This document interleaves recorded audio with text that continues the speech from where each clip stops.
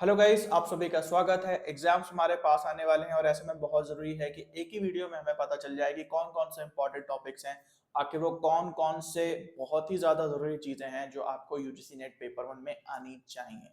आज के इस वीडियो में हम लोग यूजीसी नेट पेपर वन के हर एक सेक्शन के इंपॉर्टेंट पॉइंट्स देखते चलेंगे जो कि आपको डेफिनेटली पढ़ने हैं और मेक श्योर करना है कि आपने इन टॉपिक्स को तो एटलीस्ट रिवाइज कर लिया है।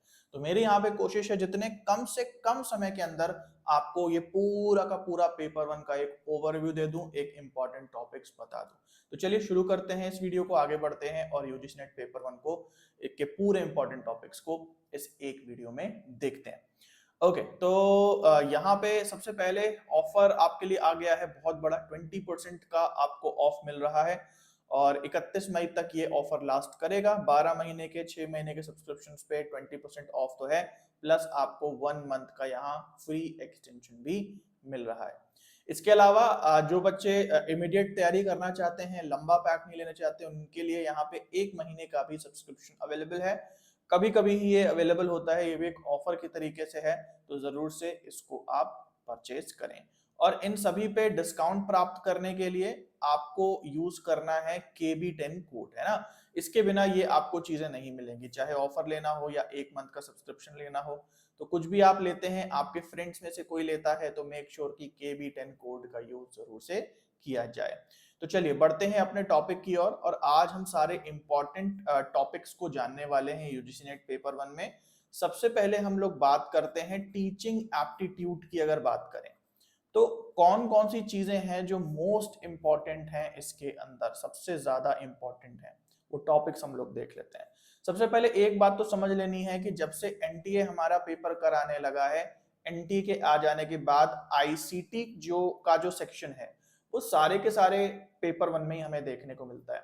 तो इसीलिए आईसीटी इन टीचिंग एप्टीट्यूड, यानी कि इसमें स्वयं स्वयं Prabha, brainstorming, computer aided learning, ये सब जो टॉपिक्स हैं इनसे बहुत ज्यादा क्वेश्चंस बन रहे हैं। इसके बाद दूसरा टॉपिक है teaching behaviour and attitude. Teaching behaviour आप सबको पता है, दो प्रकार के बिहेवियर होते हैं, की बिहेवियर होता है और हेल्पिंग बिहेवियर होता है। इसके भी अपने अलग अलग पॉइंट्स होते हैं, इससे ढेर सारे क्वेश्चंस बन के आते हैं। इसके अलावा भी टीचर का बिहेवियर कैसा होना चाहिए उस पर बहुत ज्यादा कॉमन सेंसिकल क्वेश्चंस बन के आते हैं। और टीचिंग एटीट्यूड, टीचिंग के एटीट्यूड भी काफी सारे हैं, behaviour related, study related, personality related वगैरह, जिससे काफी सारे क्वेश्चंस बन करके आते हैं। इसके बाद टीचिंग बिहेवियर एंड एटीट्यूड के बाद जो हमारा इंपॉर्टेंट पॉइंट है टीचिंग एप्टीट्यूड में, वो है ब्लूम्स टेक्सोनॉमी। इसको तो आप बिल्कुल ना स्किप करें, क्योंकि ब्लूम्स टेक्सोनॉमी से कई सारे कंसेप्ट्स निकल के आए हैं। मैं बताता हूं कैसे। ब्लूम्स टेक्सोनॉमी आपको पता होगा कि एक वर्गीकरण है कि हमारे जो कॉग्निटिव लेवल्स हैं, कॉग्निटिव क्षमता है, वो कितने स्तरों में बांटी जा सकती है। इसी से ही निकल के आया है लेवल्स ऑफ टीचिंग, है ना जी। सेम इसी कंसेप्ट से निकल के आया है लेवल्स ऑफ टीचिंग, और इसी कंसेप्ट से निकल के आया है domains of learning. Levels of teaching further 3 प्रकार का होता है, यानी टीचिंग कितने स्तरों पे हो सकती है। तो एक होता है मेमोरी लेवल, फिर होता है अंडरस्टैंडिंग लेवल, और उसके बाद होता है reflective level. Domains of learning, learning किन किन डोमेन्स पे होती है, तो 3 डोमेन्स पे होती है। साइकोमोटर यानी शरीर के आधार पे लर्निंग होती है, अफेक्टिव डोमेन ऑफ लर्निंग यानी मन के आधार पे, एंड कॉग्निटिव डोमेन यानी कि बुद्धि के आधार पे। तो इनके अंदर भी आपको डिटेल आनी चाहिए, क्योंकि ये ऐसे टॉपिक्स हैं जिनको आप बिल्कुल भी रिस्क नहीं ले सकते स्किप करने का। ओके, अगर आगे बढ़ते हैं टीचिंग एप्टीट्यूड में, थोड़ा मैं सीधा सीधा लिखना शुरू करता हूं। तो टीचिंग एप्टीट्यूड में जो टीचिंग के प्रकार है, जैसे मोडालिटीज ऑफ टीचिंग, है ना। मोडालिटीज क्या क्या होती हैं, ट्रेनिंग, है ना, ट्रेनिंग, इंडॉक्ट्रिनेशन, कंडीशनिंग वगैरह, जो इसके कई मोडालिटीज या कई प्रकार होते हैं टीचिंग के। इसके अलावा डायरेक्ट टीचिंग क्या है, इनडायरेक्ट टीचिंग क्या है ना। डायरेक्ट टीचिंग मेथड जैसे लेक्चर मेथड, डेमोन्स्ट्रेशन मेथड, जिसमें डायरेक्टली पढ़ाई हो रही है। इनडायरेक्टली जहां पे प्रैक्टिकल करके सीख रहे हैं। टीचर स्टूडेंट, टीचर सेंट्रिक और लर्नर सेंट्रिक मेथड, यानी कि वो टीचिंग के मेथड जिसमें टीचर मेन व्यक्ति होता है, टीचर एक्टिव होता है, टीचर दिमाग चलाता है, और एक ऐसा मेथड जहाँ पे लर्नर एक्टिव होता है। तो जितने टॉपिक्स मैं बता रहा हूँ ये आपको आने ही आने चाहिए। इसके अलावा अगर हम लोग बात करें तो आपको अगला पार्ट है इवेल्युएशन का, काफी ज्यादा इंपॉर्टेंट है ना। इवेल्युएशन में समेटिव एंड फॉर्मेटिव, ये तो आपको आना ही आना चाहिए। इसके अलावा CRT NRT, criterion reference test and norm reference test, ये आपको आने ही आने चाहिए। इसके अलावा कुछ न्यू टॉपिक जो इस बार एग्जाम में ऐड हुए हैं, जिसपे बहुत ज्यादा क्वेश्चन बने, जैसे लर्निंग मैनेजमेंट सिस्टम और मूक, है ना। तो एलएमएस क्या होता है, एक प्रकार का लर्निंग मैनेजमेंट सिस्टम है, कई प्रकार के ये होते हैं, कई इसके वेरिएंट्स है। मूडल एक आता है, ओपन ईडी एक एलएमएस है, और इसके अलावा मूक क्या होता है, मूक एलएमएस का एक पार्ट है। मूक के अंदर हम लोग ऑनलाइन पढ़ाई करते हैं, जबकि एलएमएस जो है एक बड़ी चीज है, जिसके अंदर हम लोग पढ़ाई भी करते हैं, लर्निंग भी मैनेज करते हैं, नोट्स मैनेज करते हैं एंड सो। ठीक है, तो ये आपको टीचिंग एप्टीट्यूड में आना ही आना चाहिए। अब हम लोग बात करते हैं कम्युनिकेशन की। कम्युनिकेशन में कौन कौन से टॉपिक्स हैं जो आपको पढ़ने ही पढ़ने हैं। हालांकि इसके अलावा भी कई टॉपिक्स हैं जो आपको तैयार होने चाहिए, ऐसा नहीं है कि आपको केवल यही करने हैं, लेकिन कम से कम ये तो आपको करने हैं, नहीं तो आपका जो सेक्शन है वो पूरा खराब हो जाएगा। कम्युनिकेशन में सबसे तो पहला है कि भाई इफेक्टिव क्लासरूम कम्युनिकेशन, इसको तैयार नहीं करना है। इफेक्टिव क्लासरूम कम्युनिकेशन को ये अपने आप ही तैयार हो जाता है ना। इफेक्टिव क्लासरूम का मतलब है कुछ कॉमन सेंसिकल क्वेश्चंस की क्लासरूम का कम्युनिकेशन कैसे होना चाहिए। बहुत इजी क्वेश्चंस आते हैं, लेकिन क्वेश्चंस बहुत ज्यादा आते हैं इस कॉमन सेंसिकल से। इसके अलावा टाइप्स ऑफ कम्युनिकेशन बहुत इंपॉर्टेंट है, और टाइप्स ऑफ कम्युनिकेशन में भी कई टाइप्स है। सबसे पहला है verbal and non verbal communication, जो आपको आना चाहिए। फिर है ऑर्गेनाइजेशनल कम्युनिकेशन। ऑर्गेनाइजेशन में ही हमारा upward communication, downward communication, diagonal communication, है ना, हॉरिजॉन्टल कम्युनिकेशन, ये सारी चीजें आती हैं। उसके बाद है रेल्म के आधार पे या एरिया के आधार पे, जिसमें है intrapersonal communication, interpersonal communication, group communication and mass communication, है ना। और उसके बाद है रियल टाइम के आधार पे, सिंक्रोनिसिटी के आधार पे, तो हमारा हो जाएगा synchronous communication and asynchronous communication. तो ये सारे टाइप्स आपको कम्युनिकेशन के अच्छे से आने चाहिए, इस पे बहुत ज्यादा क्वेश्चंस आते हैं। उसके बाद अगला टॉपिक है models of communication. Models of communication में आपको बेसिक मॉडल ज्यादा अच्छे समझना है कि सेंडर रिसीवर क्या है, कॉन्टेक्स्ट क्या है, मैसेज क्या है, एनकोडिंग डिकोडिंग क्या है, ये सारे टर्म्स आपके क्लियर होने चाहिए, इससे काफी ज्यादा क्वेश्चंस बन के आते हैं। उसके बाद है कम्युनिकेशन बैरियर। कम्युनिकेशन बैरियर का मतलब है जो जो रुकावटें आती हैं, language barrier, cultural barrier, semantic barrier वगैरह वगैरह, ये सारे टाइप्स आपको पढ़ने। ठीक है, तो ये जो मैंने टॉपिक्स आपको बता दिए, हालांकि मैंने इसमें मास मीडिया को इंक्लूड नहीं करा क्योंकि बहुत ज्यादा इसके टॉपिक्स नहीं आते, बट ये जो है ये मतलब मोस्ट इंपॉर्टेंट है, इतने तो आपको आने ही चाहिए। उसके बाद हम लोग आगे बढ़ते हैं, रिसर्च एप्टीट्यूड की बात कर लेते हैं। कौन कौन से टॉपिक्स हैं जो रिसर्च एप्टीट्यूड में आपको आने ही आने चाहिए। ठीक है, तो इसमें सबसे पहला है आपका positivism and post positivism. Positivism क्या है और पोस्ट पॉजिटिविज्म क्या है। अब ये सुनने में तो दो ही टॉपिक लग रहे हैं, लेकिन इसके अंदर पूरी कहानी है। पॉजिटिविज्म जो है वो हमारा क्वांटिटेटिव रिसर्च से जुड़ा हुआ टर्म है, जबकि पॉजिटिविज्म हमारा क्वालिटेटिव रिसर्च से जुड़ा हुआ टर्म है। और क्वांटिटेटिव रिसर्च से ही जुड़ा हुआ एक और रिसर्च है जिसको हम कहते हैं हाइपोथेटिको डिडक्टिव रिसर्च, और क्वालिटेटिव रिसर्च से जुड़ा हुआ टर्म है जिसको हम कहते हैं एम्पेरिको इंडक्टिव रिसर्च, है ना। तो अब ये रिसर्च क्या है, प्लस क्वांटिटेटिव रिसर्च के अंदर भी क्वांटिटेटिव रिसर्च के टाइप्स जो है वो आपको समझने हैं। कौन कौन से टाइप्स की होती है, phenomenology, ethnography, case study, historical research, action research वगैरह, जो भी इसके टाइप्स आते हैं। उसके बाद सॉरी, तो ये टाइप्स हमारे हैं क्वालिटेटिव रिसर्च के, है ना। ये आपको पढ़ने ही पढ़ने हैं, ये बहुत ज्यादा इंपॉर्टेंट है। उसके बाद डेटा कलेक्शन मेथड कौन कौन सा है, तो quantitative majorly data collection method होता है सर्वे, है ना। और क्वालिटेटिव डेटा कैसे कलेक्ट करते हैं, इंटरव्यू के द्वारा। और भी कई सारे होते हैं, लेकिन ये मेन है। सर्वे मतलब क्वेश्चनेयर देना, जैसे गूगल फॉर्म वगैरह, और क्वालिटेटिव मतलब कि इंटरव्यू वगैरह कलेक्ट करके क्वालिटेटिव डेटा। आई होप आपको पता है क्वांटिटेटिव डेटा क्या है, क्वालिटेटिव डेटा क्या है। तो ये कुछ चीजें मैंने जो आपको बताई, ये जो पूरा कनेक्शन मैंने आपको बताया, ये आपको बहुत अच्छे से क्लियर होना चाहिए। और अगर आपने मेरा कोर्स देखा है अनअकैडमी पे या यूट्यूब पे, तो आपको ये चीज क्लियर होगी, है ना। अगला जो बहुत इंपॉर्टेंट टॉपिक है वो है एक्सपेरिमेंटल रिसर्च। एक्सपेरिमेंटल रिसर्च भी अपने आप में बहुत बड़ा है। एक्सपेरिमेंटल रिसर्च में वेरिएबल्स कितने टाइप के होते हैं, है ना। तो इंडिपेंडेंट वेरिएबल क्या है, dependent extraneous variable, control variable, moderator variable, ये क्या है, ये आपको पता होना चाहिए। फिर इसमें टाइप्स ऑफ स्केल्स भी आ जाता है कि नॉमिनल स्केल, ऑर्डिनल स्केल, है ना, रेशियो स्केल वगैरह। और इसके अलावा एक्सपेरिमेंटल से जुड़ी हुई भी कुछ रिसर्चेस हैं, जैसे एक्स पोस्ट फैक्टो रिसर्च क्या है, या फिर को रिलेशनल स्टडीज क्या है, ये भी आपको पता होने चाहिए। इन सभी रिसर्च में वेरिएबल्स का खेल होता है ना। तो ये चीजें आपकी क्लियर होनी चाहिए।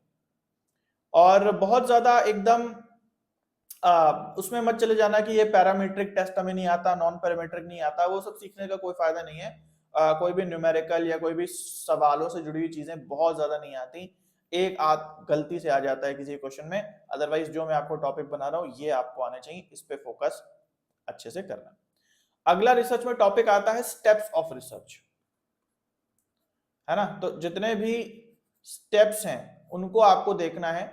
इन्हीं स्टेप्स में कुछ स्टेप्स होते हैं जिसमें एथिक्स की वल्नरेबिलिटी होती है। तो रिसर्च एथिक्स क्या है और कौन कौन से रिसर्च के स्टेप्स में यूज होता है, या वल्नरेबल कौन से स्टेप्स होते हैं, ये आपको पता होना चाहिए। इसके अलावा आईसीटी का प्रयोग कौन कौन से रिसर्च के स्टेप्स में होता है, जैसे डेटा कलेक्शन और डेटा एनालिसिस में आईसीटी का बहुत ज्यादा यूज होता है। उसी तरीके से data collection, data analysis, interpretation and report writing में एथिक्स की काफी ज्यादा वल्नरेबिलिटी होती है ना। रिसर्च के स्टेप्स में एक स्टेप होता है हाइपोथेसिस बनाने का। तो हाइपोथेसिस के बारे में भी आपको डिटेल में समझना पड़ेगा। हाइपोथेसिस कितने टाइप की होती हैं, दो प्रकार की होती है ना, null hypothesis H0 and alternate hypothesis यानी कि H1।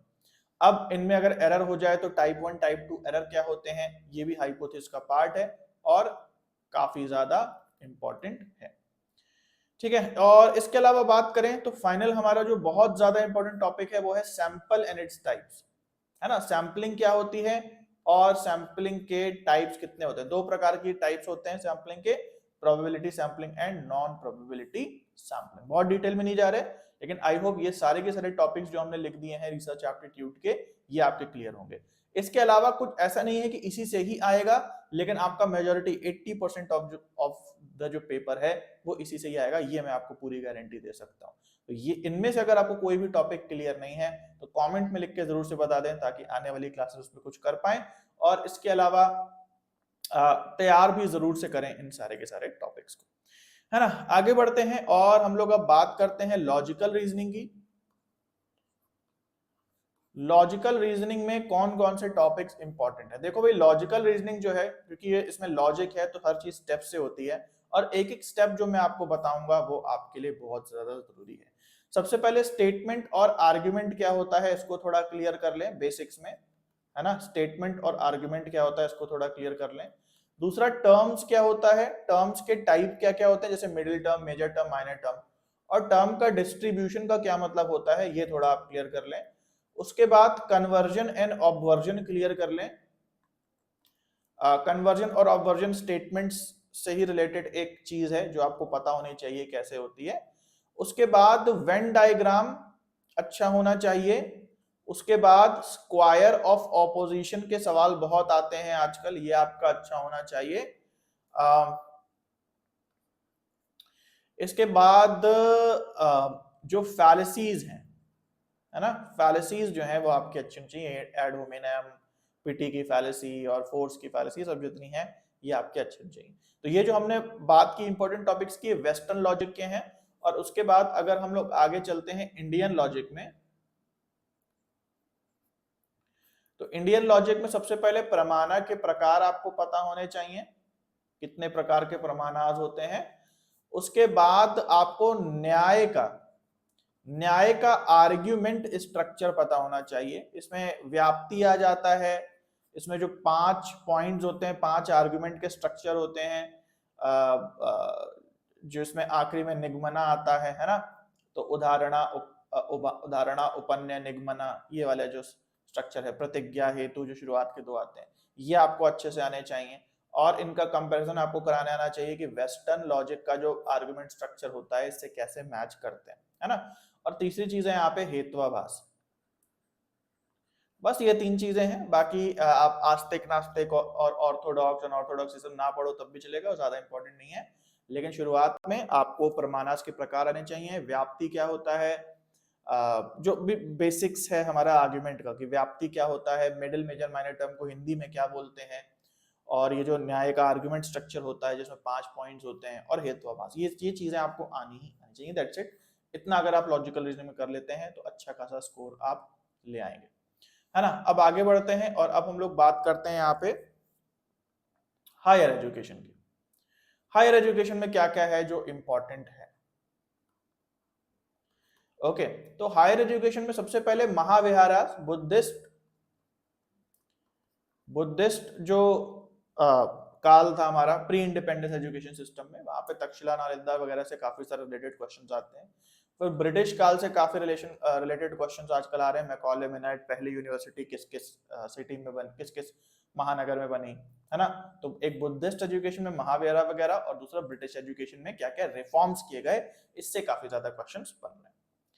इसके अलावा अगर हम लोग आगे बात करें तो हमारा जो रेगुलेटरी फ्रेमवर्क है जिसमें हमारी काफी सारी बॉडीज हैं, UGC, AICTE, bar council of India, BCI, NCT, इनसे जुड़े हुए बहुत सारे क्वेश्चन आते हैं। एक्रेडिटिंग बॉडीज जो हैं जैसे नाक हो गया या एनबीए हो गया, इनसे भी जुड़े हुए काफी ज्यादा क्वेश्चंस आते हैं। उसके बाद अगला टॉपिक है टाइप्स ऑफ यूनिवर्सिटीज, जो कि आपको अच्छा करना है। Central university, state university, deemed university से जुड़े हुए या ओपन यूनिवर्सिटी से जुड़े हुए काफी क्वेश्चंस जो है वो आते हैं। इसके अलावा आईसीटी का क्या यूज है, स्वयं प्रभा वगैरह जो भी चीजें हैं वो इसके अंदर आती हैं और इससे भी काफी सारे क्वेश्चंस बनते हैं। उसके बाद जो इंपॉर्टेंट कमीशंस बनाए गए, है ना, जैसे Radha Krishna commission, Mudaliar commission and Kothari commission, ये तीनों मोस्ट इंपॉर्टेंट है। Radha Krishna commission, Mudaliar commission and Kothari commission, है ना, ये आपके सबसे ज्यादा इंपॉर्टेंट है और ये आपके बहुत अच्छे होने चाहिए। और फाइनली जो नई चीज आई है और अब बहुत ज्यादा ट्रेंडिंग कर रही है और बहुत ज्यादा रिपीट हो रही है, वो है नेशनल एजुकेशन पॉलिसी 2020 के रिफॉर्म्स। ये आपके बहुत अच्छे होने चाहिए क्योंकि जो भी इसका ऑफिशियल डॉक्यूमेंट है इसका 2020 का, उसके अंदर अंदर से बहुत डीप सवाल जो है वो पूछे जा रहे हैं। आगे बढ़ते हैं, हम लोग बात करते हैं आईसीटी की, इंफॉर्मेशन एंड कम्युनिकेशन टेक्नोलॉजी, इससे क्या क्या चीजें आ रही हैं। तो इसमें देख लो भाई, सबसे इंपॉर्टेंट चीजें हैं आपकी, एक तो है हमारा कंप्यूटर जनरेशन, हार्डवेयर टॉपिक के अंदर, है ना, कंप्यूटर जनरेशन कितने टाइप की होती है। फिर इनपुट आउटपुट डिवाइस से काफी क्वेश्चंस आते हैं, है ना, कि कौन सी डिवाइस इनपुट डेटा देती है, कौन सी आउटपुट निकालती है। और मेमोरी कितने टाइप की होती है, उनकी स्पीड क्या होती है, ये क्वेश्चन जो है ये मोस्ट इंपॉर्टेंट है, इनसे बहुत ज्यादा क्वेश्चंस जो है वो बनते हैं, है। ओके, उसके बाद सॉफ्टवेयर में बात करें तो सॉफ्टवेयर के टाइप्स से कई क्वेश्चंस बनते हैं, है ना। प्रोप्राइटरी सॉफ्टवेयर क्या है, फ्रीवेयर क्या है, ओपन सोर्स क्या है। इसके अलावा अब आजकल जो ट्रेंडिंग टॉपिक है वो है नंबर सिस्टम कन्वर्जन, है ना। नंबर सिस्टम आपको पता होना चाहिए कितने टाइप के होते हैं, एटलीस्ट कितने, आपको दो पता होने चाहिए। बाइनरी नंबर सिस्टम क्या है, डेसिमल नंबर सिस्टम क्या है। इस बार एग्जाम में बड़ा है हेक्साडेसिमल और चीजें देखे गई, लेकिन वो आएंगी और जाएंगी, वो परमानेंट नहीं है। लेकिन आपको बाइनरी डेसिमल नंबर सिस्टम क्या है, इनका कन्वर्जन क्या है, ये पता होना चाहिए। इसके अलावा फाइल फॉर्मेट से बहुत क्वेश्चन आते हैं। फाइल फॉर्मेट मतलब ऑडियो फाइल का फॉर्मेट क्या है, वीडियो फाइल का फॉर्मेट क्या है, ये काफी ज्यादा क्वेश्चन आते हैं। इसके अलावा बात करें ईमेलिंग की, तो ईमेलिंग में हमारा सीसी वर्सेस बीसीसी बहुत इंपॉर्टेंट है और ये जो है आपका क्लियर होना ही होना चाहिए, है ना, इससे भी बहुत सारे क्वेश्चंस आते हैं। फिर उसके बाद स्कैम्स कौन कौन से होते हैं, इससे कुछ क्वेश्चन आते हैं। फिशिंग क्या है, स्पैमिंग क्या है, कुछ नए टाइप के स्कैम्स इस बार देखे गए, स्मिशिंग वगैरह क्या है। तो बस यही चीजें हैं, अगर इतनी चीजें आपको क्लियर हैं तो आईसीटी में आपने अच्छा कर लिया है। अगर इसमें से कोई भी टॉपिक आपको नहीं समझ में आ रहा तो कमेंट में लिख के जरूर से बताएं। उसके बाद हम लोग आगे बढ़ते हैं और चलते हैं पीपल एंड एनवायरनमेंट पे। पीपल एंड एनवायरनमेंट पे, इस पे देख लेते हैं सबसे ज्यादा इंपॉर्टेंट चीजें क्या है। तो सबसे पहले भाई एयर पोल्यूशन इसमें सबसे ज्यादा इंपॉर्टेंट है। एयर पोल्यूशन के बहुत क्वेश्चन आते हैं और एयर पोल्यूशन में भी आपका जो है CO2 बहुत इंपॉर्टेंट है, स्मॉग बहुत इंपॉर्टेंट है और कौन कौन सी गैसेस इसमें सम्मिलित होती हैं, ओजोन बहुत ज्यादा इंपॉर्टेंट है, गुड ओजोन, बैड ओजोन वगैरह, और इंडोर एयर पोल्यूशन, है ना, इंडोर एयर पोल्यूशन काफी ज्यादा इंपॉर्टेंट है। उसके बाद हम लोग आगे बढ़ते हैं, वाटर पोल्यूशन की बात करते हैं। व्हाट इज वाटर पोल्यूशन, है ना। तो वाटर पोल्यूशन में भी हमारा जो मेटल से पोल्यूशन होता है ना, सॉफ्ट वाटर, हार्ड वाटर, फिर हमारा जो न्यूट्रिएंट से पोल्यूशन होता है, न्यूट्रिएंट से जो पोल्यूशन होता है उसमें ओलिगोट्रॉफिक लेक्स, एलिगोट्रॉफिक वाटर बॉडीज, है ना, इनसे जुड़े हुए क्वेश्चन आते हैं, ब्लू बेबी सिंड्रोम वगैरह। और फिर है कि उसका जो ट्रीटमेंट करना है, पोल्यूटेड वाटर का जो ट्रीटमेंट होता है जिसमें एरोबिक और एनएरोबिक बैक्टीरिया का डाइजेशन होता है, ये टॉपिक्स बहुत ज्यादा इंपॉर्टेंट हैं।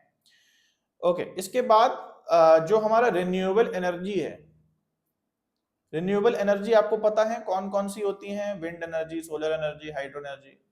इसमें भी जो सबसे ज्यादा इंपॉर्टेंट है वो सोलर एनर्जी है। सोलर एनर्जी से काफी ज्यादा क्वेश्चंस आते हैं, इनफैक्ट ये सोलर पैनल कैसे बना होता है, कौन कौन से सब्सटेंसेस यूज होते हैं, ये काफी ज्यादा चीजें आती हैं। और फाइनली आता है प्रोटोकॉल्स एंड गोल्स। प्रोटोकॉल्स में भी बहुत ज्यादा इंपॉर्टेंट है एमडीजी एंड एसडीजी, जिसमें एसडीजी और ज्यादा इंपॉर्टेंट है क्योंकि एमडीजी तो अब खत्म हो गया है, एसडीजी से बहुत ज्यादा क्वेश्चंस आते हैं। इसके अलावा भी बहुत सारे प्रोटोकॉल्स हैं, मैं आपको बता दे रहा हूँ, Montreal protocol, Kyoto protocol, Rio summit, Paris agreement and international solar alliance. ये तो आपको पढ़ के जाना ही जाना है, काफी ज्यादा ये इंपॉर्टेंट टॉपिक्स हैं। कोई भी टॉपिक अगर आपको नहीं आता कमेंट में लिख के जरूर से बताएं, उस पर एक अलग से क्लास हो जाएगी। ओके, तो अब फाइनली हम लोग बढ़ते हैं मैथ्स की ओर। अगर आपको अपनी मैथ्स अच्छी करनी है, आप चाहते हैं भाई मेरी मैथ्स कमजोर है और ज्यादा चीजें मुझे नहीं आती, तो देख लो क्या क्या चीजें आती हैं और क्या क्या चीजें आपको आनी ही चाहिए अच्छा स्कोर करने के लिए। अगेन ये भी मैथ्स एक लॉजिकल चीज होती है, तो स्टेप्स से आगे बढ़ेंगे, पुराने स्टेप्स नहीं आते तो आगे के भी आपको स्टेप्स नहीं समझ में आएंगे। तो यहाँ पे मैथ्स बेसिक में सबसे पहले क्या है कि टाइप्स ऑफ नंबर्स, मतलब प्राइम नंबर क्या है और even number, odd number, integer क्या होता है, डेसिमल फ्रैक्शन क्या होता है ना। तो खासकर जो डेसिमल और फ्रैक्शन है, दशमलव वाले अंक और भिन्न वाले अंक, वो कैसे होते हैं, क्या होते हैं, ये आपको अच्छे से क्लियर होना चाहिए, है ना। उसके बाद मैथमेटिकल ऑपरेशंस, दशमलव वाले नंबरों को आपस में प्लस माइनस करना है, भिन्न वाले नंबरों को प्लस माइनस करना है, और बाकी नंबरों को पे बॉड मास वगैरह करना है, तो ये आपको अच्छे से आना चाहिए, है ना। फिर उसके बाद है सिंपल इक्वेशन बनाना, x की वैल्यू का मान रख पाना और उसके बेसिस पे क्वेश्चंस को कर पाना, ये बहुत जरूरी है, और ये नहीं आता तो आप आगे का मैथ्स बिल्कुल नहीं कर पाएंगे। अब हम लोग बढ़ते हैं क्वांटिटेटिव एप्टीट्यूड की ओर, जिसमें सबसे ज्यादा आता है परसेंटेज। परसेंटेज का मतलब है कि अगर आपने परसेंटेज सीख लिया तो प्रॉफिट एंड लॉस आपको इसे समझ में आ जाएगा, इंटरेस्ट एंड डिस्काउंटिंग भी इसी से समझ में आ जाएगा, है ना। उसके बाद एवरेज आपको आना चाहिए, रेशियो आपका अच्छा होना चाहिए, फिर टाइम, स्पीड एंड डिस्टेंस आपका अच्छा होना चाहिए। बस इतना अगर कर लिया तो काम हो जाएगा। कभी कभी टाइम एंड वर्क और बोट एंड स्ट्रीम से क्वेश्चंस आते हैं, वो ज्यादा मैटर नहीं करते। Percentage, average, ratio, time, speed and distance अगर आपको आ जाता है तो आप क्वांटिटेटिव का पार्ट कर लेंगे। उसके बाद रीजनिंग का पार्ट देखें, थोड़ा सा इसमें रीजनिंग का भी पार्ट होता है जो कि लॉजिकल रीजनिंग से अलग है, ये अलग मैथ वाली रीजनिंग होती है, जिसमें नंबर सीरीज हमेशा आती है, आपके क्वेश्चन में एक नंबर सीरीज जरूर रहेगी, उसकी जगह कभी कभी अल्फाबेटिकल सीरीज या लेटर सीरीज हो सकती है, और कोडिंग डिकोडिंग के सवाल भी कभी कभी आते हैं कि किसी नंबर, किसी संख्या को कूट में ये बोलते हैं, या किसी शब्द को किसी कोडेड भाषा में ये बोलते हैं, तो ये भाषा क्या होगी। इसके अलावा डायरेक्शन के सवाल, कोई लेफ्ट गया, राइट गया, उत्तर गया, पूर्व गया, है ना, उसके बाद बताओ वो कहाँ पहुंचा, तो ये डायरेक्शन के सवाल भी काफी ज्यादा आते हैं। और कभी कभी आजकल ब्लड रिलेशन भी देखने को मिल रहा है, यानी कि रक्त संबंध, कि मेरे पिता की माँ का बेटे का चाचा ये है तो बताओ ये कौन है, तो इस प्रकार से रक्त संबंध के सवाल भी मैथ्स में आते हैं, है ना। उसके तो ये हमारे सारे के सारे सेक्शंस हो गए। अब हमारे पास बचा रीडिंग कॉम्प्रिहेंशन और डेटा इंटरप्रिटेशन। तो डेटा इंटरप्रिटेशन में सबसे पहले समझो, अगर आप प्रैक्टिस कर रहे हो तो केवल और केवल आपको टेबल्स की प्रैक्टिस करनी है। इस प्रकार के पाई चार्ट वाले क्वेश्चंस बिल्कुल भी नहीं आएंगे, बार चार्ट वाले क्वेश्चन बिल्कुल भी नहीं आएंगे, है ना। तो अगर आपको कहीं से प्रैक्टिस करने को मिल रहा है तो तुरंत उस चीज का बहिष्कार करो, बहिष्कार सही चीज का किया करो तो फायदा होगा, गलत चीज का करोगे तो नुकसान होगा। है ना। तो इस प्रकार के पाई चार्ट और बार चार्ट वगैरह से क्वेश्चन नहीं आते, केवल टेबल आपको दिए होते हैं, इस प्रकार से टेबल बना होता है, किसी भी चीज का हो जाएगा, कोई उत्पादन दिया है, कोई किसी फैक्ट्री की मैन्युफैक्चरिंग दी है, किसी कंपनी की सेल्स दी है कार वगैरह की, तो इस प्रकार से टेबल में आपके संख्याएं लिखी होती हैं और 5 क्वेश्चन दिए होते हैं, है ना। तो ऊपर जो हमने मैथ्स पढ़ाया, अगर वो आपका अच्छा होगा तो डीआई आपका अपने आप लगाते लगाते अच्छा हो जाएगा, लेकिन अगर मैथ्स अच्छा नहीं है तो डीआई कभी भी अच्छा नहीं हो पाएगा। अगर मैथ्स क्लियर है तो डीआई के भी नंबर पक्के, लेकिन अगर मैथ्स नहीं क्लियर है तो मैथ्स तो नंबर गए ही गए, डीआई के भी नंबर गए। तो मैथ्स को अच्छा करो ताकि आपके 2 सेक्शन उससे कवर हो जाए। उसके बाद आता है रीडिंग कॉम्प्रिहेंशन। पैसेज आपको दिया होता है, टेक्स्ट दिया होता है, उसको पढ़ना होता है और उसके बेसिस पे आंसर्स देने होते हैं। और ये अगेन आपकी रीडिंग स्किल पे निर्भर करता है, जितना आप रीड करेंगे उतना अच्छे आप हो पाएंगे। सो गाइस, ये था ऑल अबाउट पेपर 1 के मोस्ट इंपॉर्टेंट टॉपिक्स। कोई भी टॉपिक नहीं आता तो कमेंट में लिख के जरूर से बता देना, उस पर हम लोग थोड़ा सा रिवीजन कर लेंगे, क्लास ले लेंगे। और जाते जाते एक बार फिर अनअकैडमी पे ये सुनहरा अवसर है सब्सक्रिप्शन लेने का, 20% डिस्काउंट भी मिल रहा है, प्लस 1 महीना एक्स्ट्रा भी मिल रहा है, और 31 मई तक ये लास्ट डेट है। इसके अलावा 1 महीने का जिनको सब्सक्रिप्शन लेना है तो वो भी आ चुका है, और 1 महीने का सब्सक्रिप्शन आप लोग अब ले सकते हैं। पहले बंद हो गया था, कभी कभी आता है, अब आप ले सकते हैं, है ना। किसी भी प्रकार के सब्सक्रिप्शन को लेने के लिए KV10 कोड का यूज करें, इसके बिना आपको कोई भी ऑफर जो है वो नहीं मिलेगा। और दोस्तों से भी इस कोड को जरूर से शेयर कर दें। तो आज की वीडियो के लिए गाइस इतना है। Thank you for watching. Like करें, चैनल को सब्सक्राइब करें, बेल आइकन दबाएं, और मिलते हैं हम लोग अगले वीडियो।